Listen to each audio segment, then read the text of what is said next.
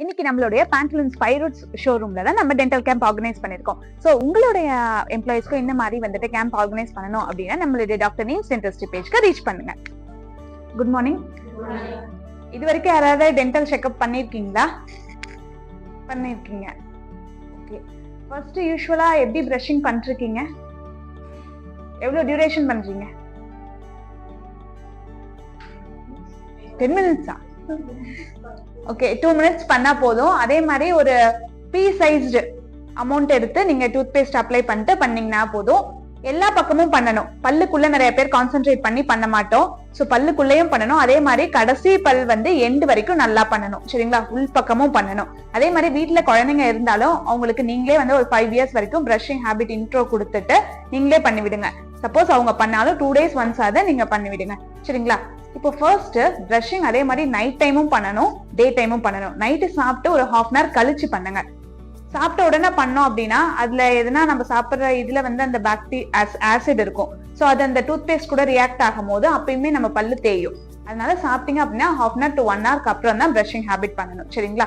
Next பார்த்தோம் அப்படின்னா first பல் எல்லாருமே வலி வந்தாதான் போகும். அதுக்கு முன்னாடி போறது ரொம்ப ஒரு 20% தான் இருக்கும்.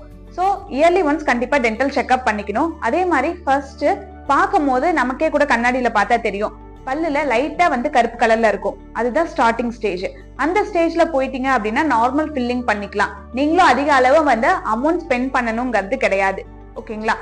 அதே மாதிரி நீங்க எதனா ஒரு சில்லுன்னு சாப்பிடும் போது கூட கூச்சம் வரும். அந்த ஸ்டேஜ்ல போனாலும் நம்மளால ஃபில்லிங் பண்ண முடியும். இல்ல ரொம்ப விட்டுட்டு பல்லு உடைஞ்சிருச்சு, இல்ல ரொம்ப சொத்த ஆழமா போயிடுச்சு. ஏன்னா ஒவ்வொரு பல்லுலயுமே உள்ளார உங்களுக்கு பிளட் வெசல்ஸ் இருக்கும், நரம்பும் இருக்கும். சோ அதை ரீச் ஆகும் போதுதான் உங்களுக்கு பல்லுல பெயின் வரும். ஒரு சிலர் சொல்லுவாங்க சொத்த இருக்கான எனக்கு வலிலாம் எதுவும் இல்லைங்க அப்படிம்பாங்க. அது எதனாலனா அந்த நரம்பு வரைக்கும் சொத்த போயிருக்காது, அந்த டிகே. சரிங்களா? அதனாலதான் உங்களுக்கு வலி எதுவும் இருந்திருக்காது. ஒன்ஸ் அதை ரீச் ஆயிடுச்சு அப்படின்னா நம்ம எய்தர் ரூட் கெனால்னு சொல்லுவோம், வேர் வரைக்கும் நல்லா கிளீன் பண்ணிட்டு தான் அடைக்க முடியும்.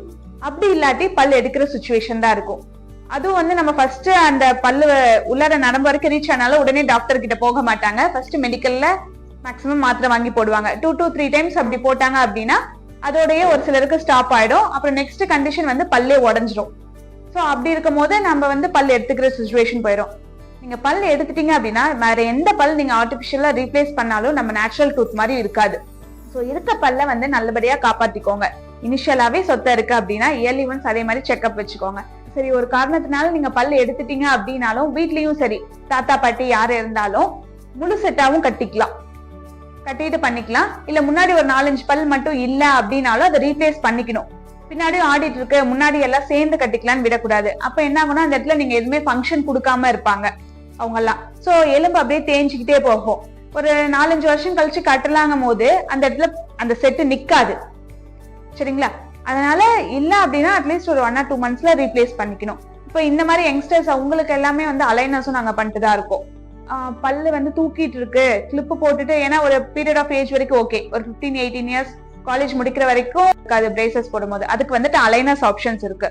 நாங்களே 3D ஸ்கேன்ல அலைனஸ் எப்படி அப்படிங்கறது ஸ்கேன் பண்ணிடுவோம். பண்ணிட்டு உங்களுக்கு ஃபியூச்சர்ல எந்த மாதிரி அரேஞ்ச்மெண்ட் வரும் அப்படிங்கறதையும் காமிச்சிட்டு உங்களுக்கு அந்த செட் ஆஃப் ட்ரேஸ் கொடுத்துருவோம்.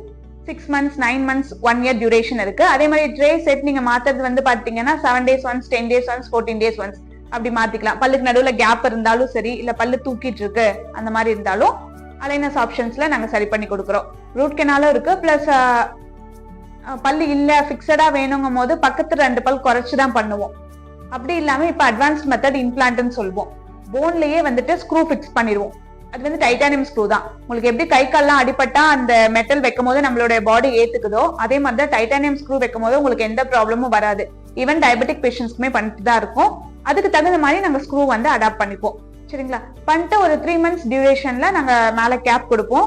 இது கன்வென்ஷனல் இம்ப்ளான்ட்னு சொல்லுவோம். பேசல் இம்ப்ளான்ட்டும் இருக்கு. பல் எடுக்கிற அன்னைக்கே உள்ளார ஸ்க்ரூ வச்சுட்டு மேல கேப்பும் வச்சு கொடுப்போம். சரிங்களா? செக் பண்ணிக்கலாம். தேங்க்யூ.